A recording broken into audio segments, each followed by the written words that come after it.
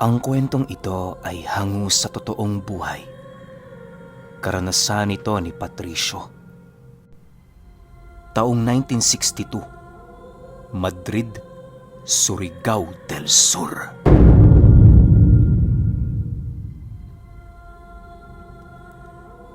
Itong mga panahong ito, usap-usapan sa lugar nila Patricio ang tungkol sa isang bundok kung saan marami nang nawawalang tao. Hindi na bago ang kaganapang yon sa kadahilan ng halos ilang dekada na ang nakakaraan mula noong tumatak sa isipan ng mga matatanda ang takot sa bundok. Ayon sa kwento, merong isang dalaga doong pumasok bago sumapit ang ikalawang digmaan. Sinasabing nagkaroon yon ng pagmamahal sa isang engkanto kaya na may isinuko nito ang kanyang pagiging tao. Subalit, lumipas lamang noon ng 3 taon, nabalitaan na lamang nila ang tungkol sa paglitaw ng isang matandang hukluban sa paanan ng bundok at nagpapakita sa mga taong nadadapo sa lugar para kumuha ng mga bungang kahoy o hindi naman kaya'y mga halamang gamot. Ayon sa mga saksing nakaligtas bago bawian ng buhay, ang babaeng yon ay halos napakalayo sa wangis ng isang ordinaryong tao. Meron itong pasan-pasang bungkos ng kugon na animoy nagsisilbi nitong bayong. May tungkod din ito at kalakip ng tungkod na yon ang ilang pulgadang haba ng kawayan. Naglalaman ng kawayan ng mga insekto na para bang may kakayahan yung gumawa ng mga ritual ng pambabarang. Ang higit pang ikinakatakot ng saksi ay ang daladala nitong manikang kulay itim na gawa sa pinagtagpi-tagping tipak ng kahoy at bulak. Dagdag pa ng saksi na napakahaba din ng ilong nito at palagi yung may nakasunod na animoy isang aso na may suot-suot na kwintas. Saksamaang palad, hindi na niya nagawa pang masilayan ang kabuuang wangis ng nilalang, gawa ng bago pa man yung tuluyang makalapit sa kanya, nawala na siya ng malay. Dahil sa mga salaysay ng lalaking yon, kaya na may kumalat sa kanilang baryo ang tungkol sa nilalang.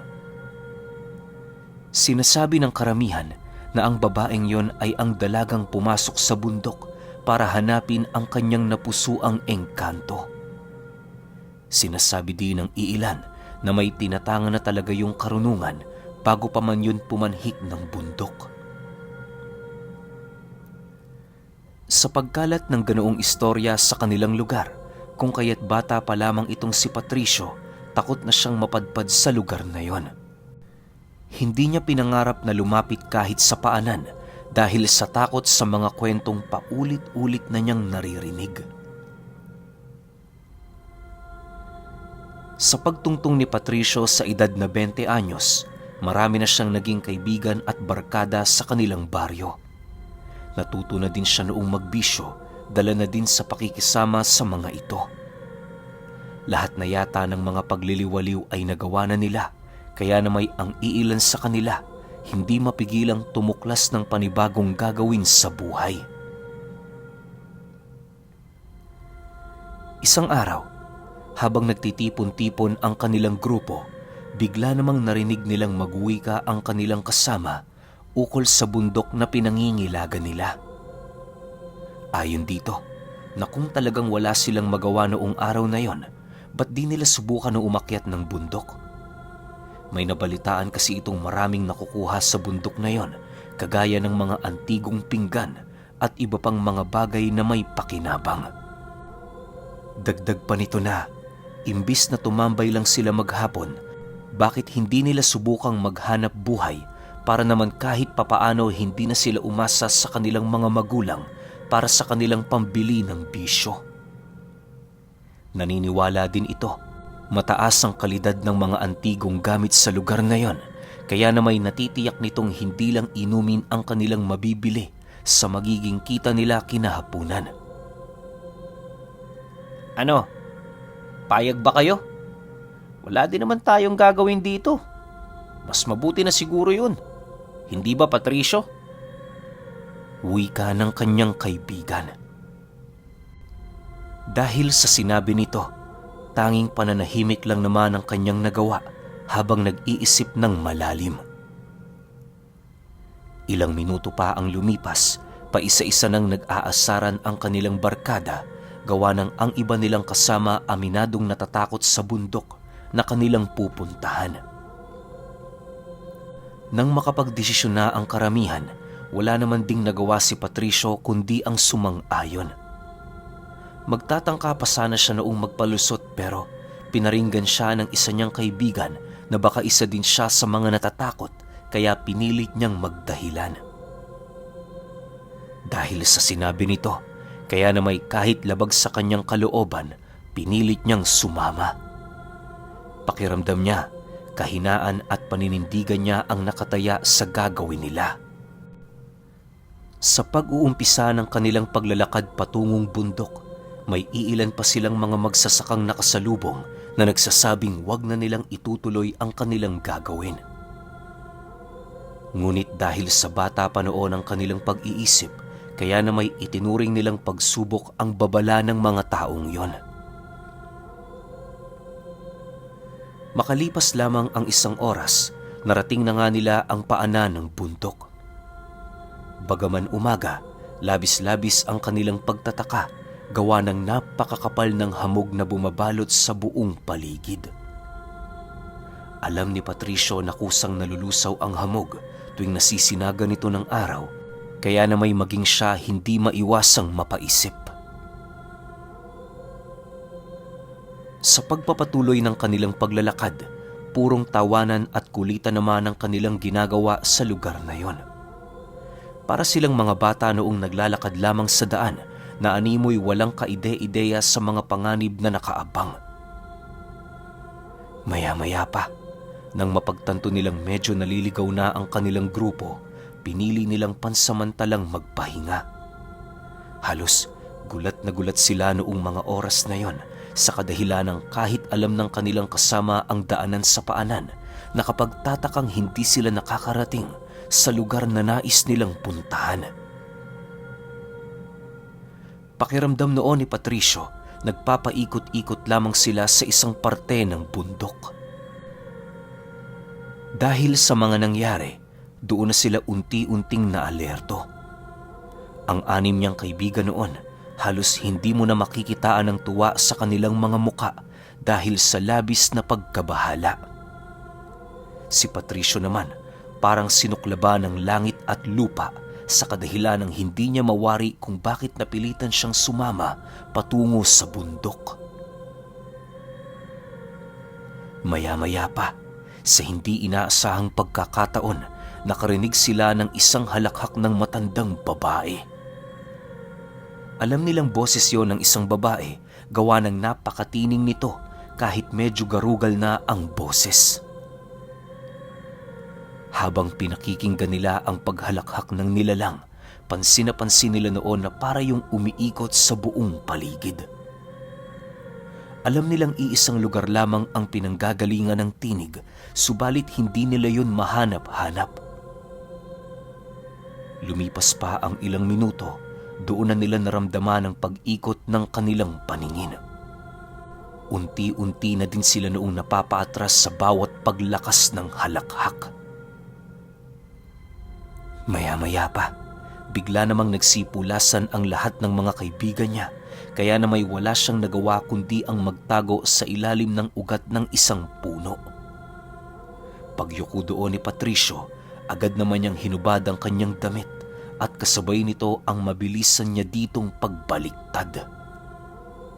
Naglagay din siya ng mga dahon sa loob ng kanyang kasuotan dahil isa yon sa kabilin-bilinan ng kanyang ama kung sakali mang madapo siya sa bundok. Matapos niya yung gawin, pinili niyang humigas sa lupa. Lahat ng mga ingay sa paligid ay pinakikiramdaman niya nang sa gayoy magawa niyang malaman kung nasaan ang kinaroroonan ng matandang hukluban. Maya-maya pa, bigla naman siyang napasilay sa kanyang harapan nang masipat niya ang dalawang paang nakayapak habang dahan-dahang naglalakad. Sa bawat paggalaw ng paang yon, amoy na amoy ni Patricio ang kakaibang baho nito. Habang pinagmamasdan niya ang paggalaw ng nilalang, doon niya nasilayan ang kasama nitong kulay itim na aso na merong mga sabit-sabit na kwintas sa leeg. Pagsilay niya sa kwintas nito, nasipat niyang kahawigyo ng malaking puso ng manok. Hindi naman niya yun gaanong pinansin, lalo pat ang mas iniisip niya ay kung papaano makakauwi sa kanila. Sa isang iglap, bigla namang nabaling ang kanyang wisyo sa matandang huklubang naglalakad nang marinig niya yung nagsalita ukol sa kanyang ginagawa. Kahit hindi siya natutunto ng matandang yon, animoy alam nito na naroon lamang siya sa paligid at nagtatago. Nang mabigutong siya ay mahanap, agad naman itong nilisan ng lugar na kinaroroonan niya. Bago yun umalis, ibinaba nito ang tumpok ng kugon na animoy nagsisilbi nitong lagayan ng kanyang mga alaga. Sa pagkawala ng matanda, napahinga na lamang ng malalim si Patricio habang pinagmamasdan ang lagayang naiwan sa kanyang harapan. Makalipas lamang ang ilang minuto, nang akmang papaalis na siya sa ugat ng puno, bigla naman niyang nasipat ang mga maiitim na ahas na dahan-dahang gumagapang papalabas ng kugon. Namumula ang mga mata nito na parabang hindi pa yun nakakatulog ng halos humigit ilang linggo. Dahil sa mga nilalang na kanyang nasilayan, kaya na may minabuti niyang manatili na muna sa lugar na kanyang kinaroroonan. Nagtiyaga siyang maghintay sa pag-alis ng mga ahas, subalit nanatili lamang yung nakatumpok sa labas ng sisidlang gawa sa kugon. Maya-maya pa, bigla naman siyang napasigaw ng bahagya nang masipat niya ang biglaang pagbagsak ng matanda kalapit sa punong kanyang pinagtataguan. Bitbit nito ang dalawa sa kanyang mga kaibigang nagsitakbuhan noong narinig nila ang halakhak ng hukluban.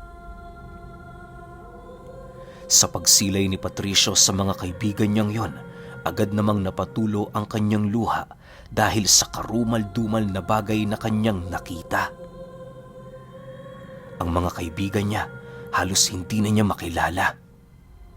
Bukod sa naliligo yun sa kani-kanilang mga dugo, kitang-kita ni Patricio ang mga kamay at binti nito na parabang puwersahang binali ng matanda. Sa pagbagsak ng mga katawan nito sa lupa, nasipat niya pa ang isa sa kaibigan niya na bahagyang tumitig sa kanya habang unti-unti yung nawawala ng ulirat. Halos segundo lamang noon ang pagitan nang tuluyan na yung mawala ng buhay. Pagramdam ng matandang patay na ito, agad naman itong kinuha ang manikang gawa sa tipak ng kahoy at kasabay nito ang mabilisan nitong pagtarak ng kahoy sa dibdib ng kaibigan niya. Walang takot na binuka ng matanda ang dibdib nito na parabang kumakatay lamang yon ng baboy. Matapos niya yung gawin, dinukot niya ang puso ng binatilyo at itinuhog ito sa isang baging na may matalim na kahoy sa dulo. Unti-unti yung ginawang kwintas ng matanda hanggang sa hindi naglaon, isinuot na niya ito sa asong nakaupo sa kanyang tabi. Habang ginagawa yon ng nilalang, rinig na rinig ni Patricio ang mga katagang inilalahad nito.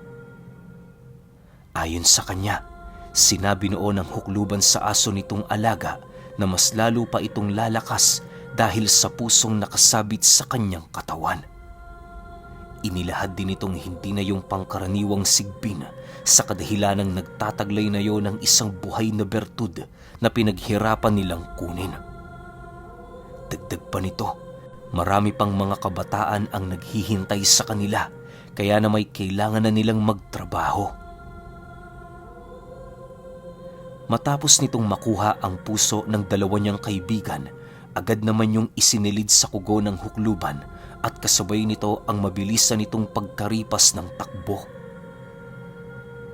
Sa pagkawala ng nilalang sa lugar na kanyang pinagkublian, dali-dali naman siyang naglagay ng lupa sa kanyang buong katawan upang hindi siya nito maramdaman.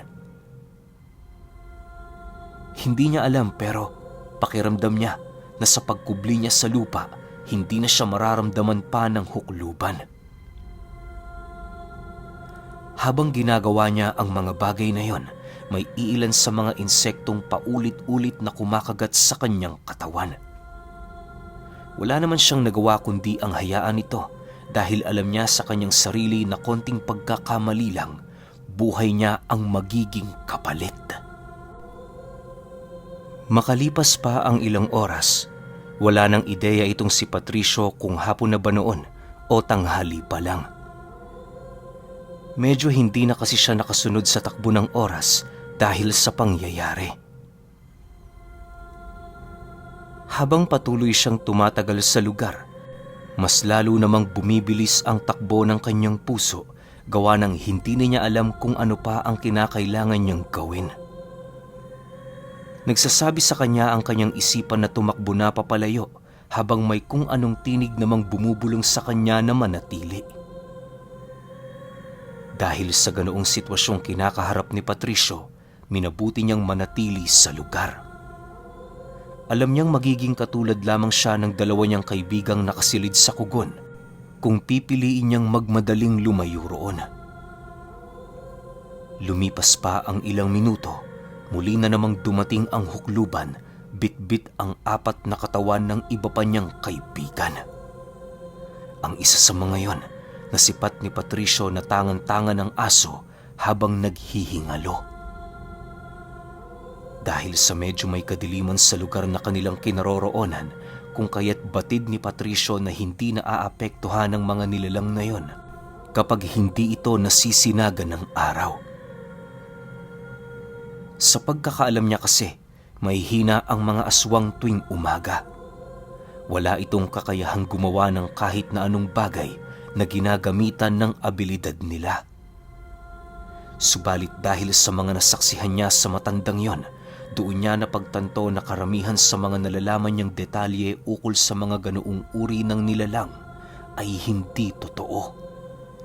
Kaya nilang magpalit anyo tuwing umaga basta hindi nasisinaga ng araw ang lugar na kinaroroonan nila.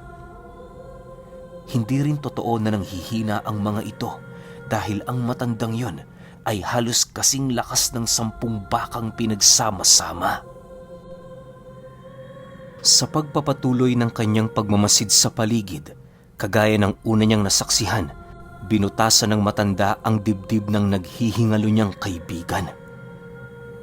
Matapos niya yung maisakatuparan, agad naman niyang pinasa ng kugon na pinagsidlan niya sa katawan ng mga ito habang unti-unting naglalakad papalayo.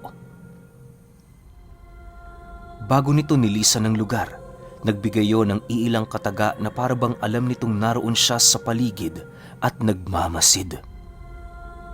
Ayon sa hukluban na hanggat hindi pa tumatalikod ang araw sa kalupaan, umalis na siya roon. Bagtasin niya ang daang tinahak nila kanina at doon mararating niya ang labasan ng bundok. Dahil sa inilahad nito, minabuti niyang manatiling tahimik habang patuloy na pinagmamasda ng paglayo ng hukluban. Minabuti niyang magpalipas muna doon ng 2 oras bago magpasyang umuwi. Paglabas ni Patricio sa ugat ng puno, dahan-dahan naman siyang naglakad papalayo.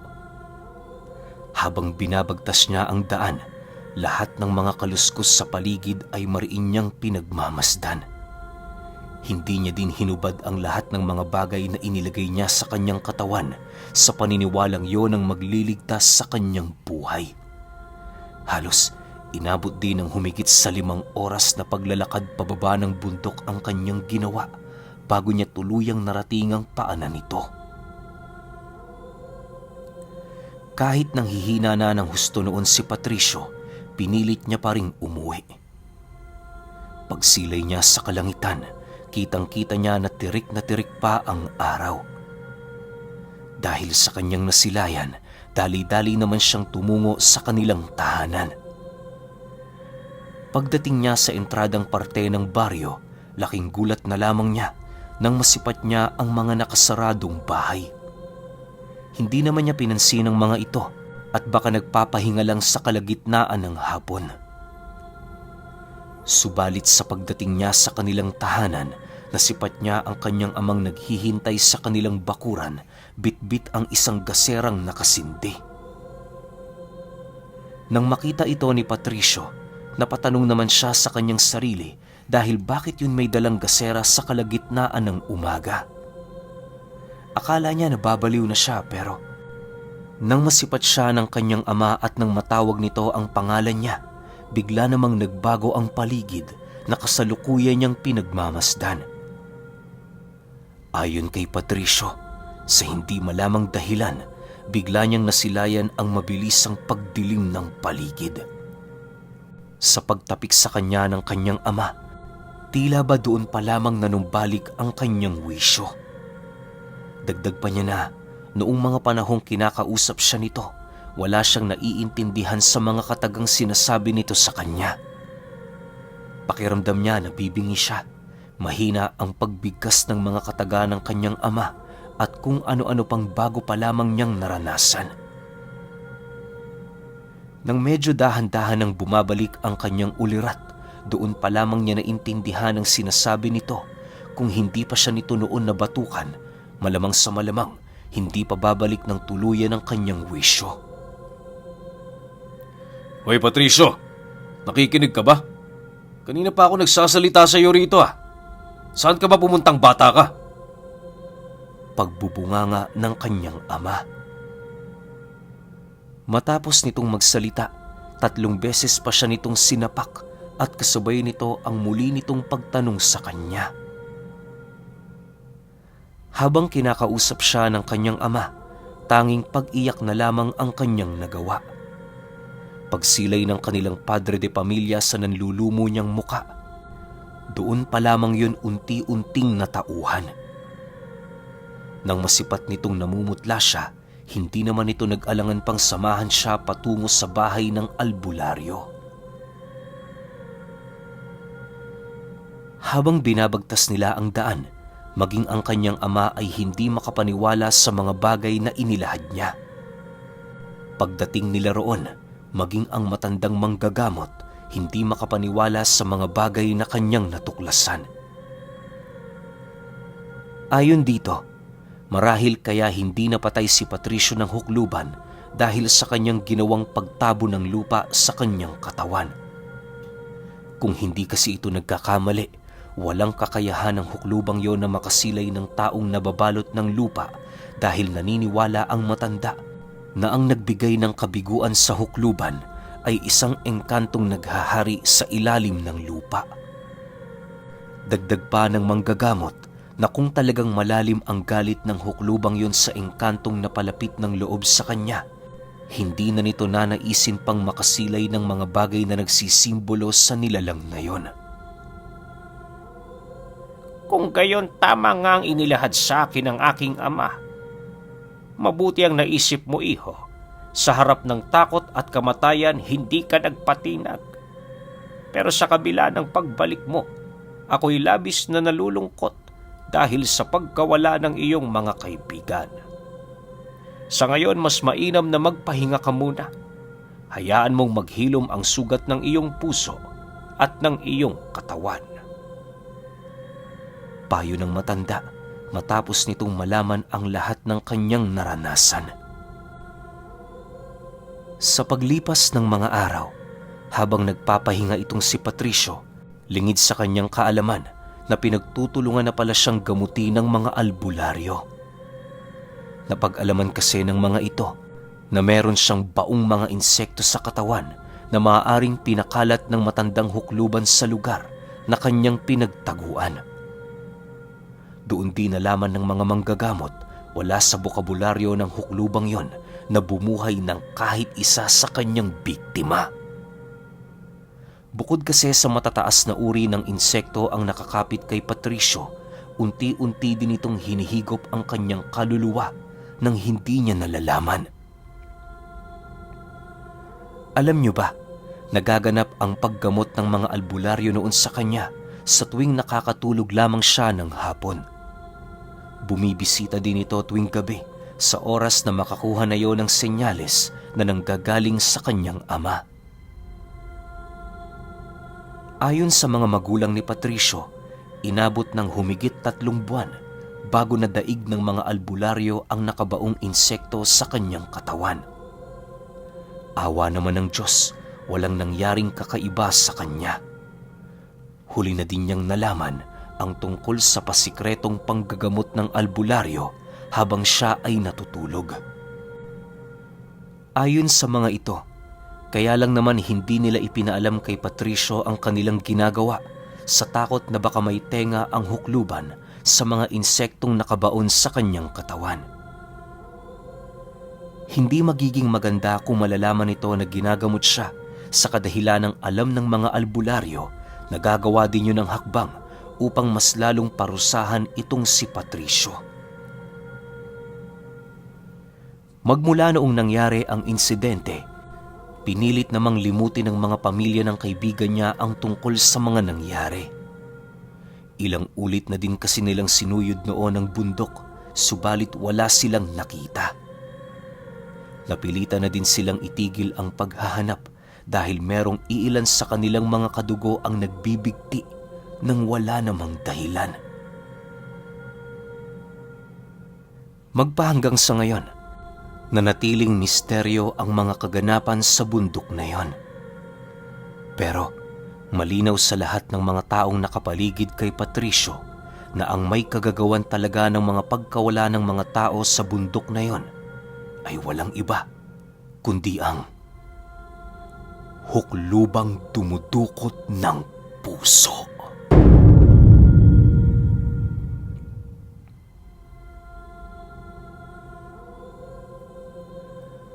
Okay, opinyon ko sa kwento. Medyo brutal tong kwento na to, tas yung karanasan ni Patricio, sobrang nakakakilabot yun. Buti na lang talagang pasalamat to si Patricio kasi nga baka yung hukluban na yun talagang merong hindi pagkakaunawaan doon sa Diyos ng engkanto ng mga lupa o kung ano man yung nilalang na yun. 'Di ba? Kasi kung hindi nangyari yun, malamang wala tayong ganitong kwento. Yun lang talaga yung nakikita kong pinakaswerteng parte sa kwento na to. Pero ang tanong lang, asa na kaya ngayon tong misteryosong hukluban na to? Siya rin ba yung babae na in-love sa engkanto? Pero nakakatakot, no? Bakit siya naging hukluban? Tas may ibang kwento naman, may ibang sabi-sabi naman na kaya siya naging ganon, umakyat siya ng bundok na meron na siyang tangang aral, siguro aral sa kaliwa yun. Tapos itong engkantong Diyos ng lupa, kanan. Hindi siya nagustuhan kahit may gusto siya ron, ang nangyari, nabaliw. Tapos sinakop niya siguro yung lugar na yun. Pwedeng ganun Siguro malalim din yung aral ng hukluban. Kasi hindi ka naman magiging hukluban kung kakarampot lang yung aral mo. Yun lang yung nakita ko sa kwento. Pero kayo, kung may opinyon kayo sa kwentong ito, comment nyo lang sa baba. Yun lang, hanggang sa susunod na kwento. Salamat.